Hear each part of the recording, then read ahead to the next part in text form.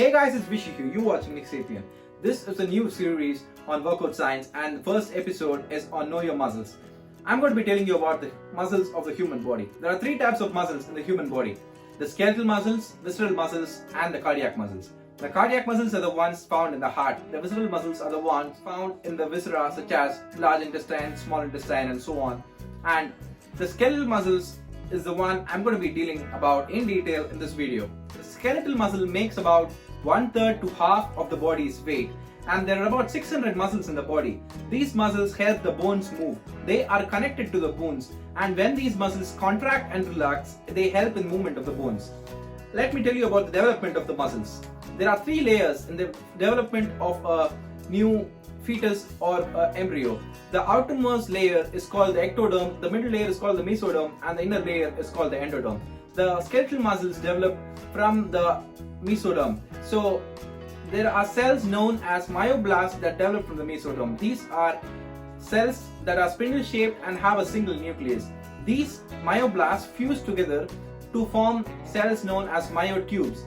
These myotubes are multinucleated because they are formed from the fusion of many myoblasts, and they also contain cells known as satellite cells. These satellite cells has the ability to produce new muscle cells. How does muscles grow?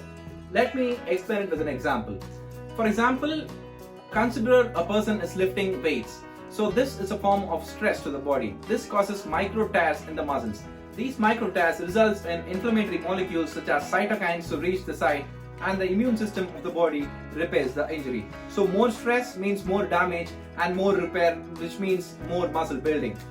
Number of muscles don't increase, only the size increases. There is hypertrophy but no hyperplasia. Continuous stress does not mean the muscle keeps growing. Continuous stress to the muscle can lead to a condition known as muscle atrophy, or the muscle shrinks. So eccentric contraction means more muscle growth takes place. Eccentric contraction is a condition where tension in the muscle is more when the muscle is lengthened to its maximum. Stress alone is not enough for the growth of a muscle. There are various factors that determine the growth of a muscle, skeletal muscles, such as nutrition, hormones such as insulin-like growth factors and testosterone, and rest is mandatory for the muscles to grow. More repair of the muscles takes place in the night while you're asleep, and hormones are at peak during the night time. Genetics also play a role in the development of muscles.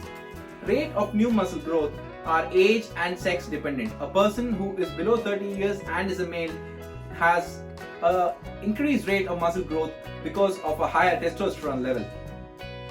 Let me tell you about muscles and its relation with aging. After 30 years, you start losing 1 to 2% of your muscle mass. So by the time you're 60 years old, you lose about 30 to 60% of your muscle mass. So it's better you bulk up your body before 30 years. But still, for people over 30 years, don't lose hope. Even though the muscle growth rate is slow, the muscle doesn't stop growing. As the person ages, the nervous system reorganizes and the person starts losing the type 2 fast twitch fibers. So strength and size decreases as the person ages. There are cell organelles known as mitochondria in the muscle cells. These provide the energy for the muscle to function.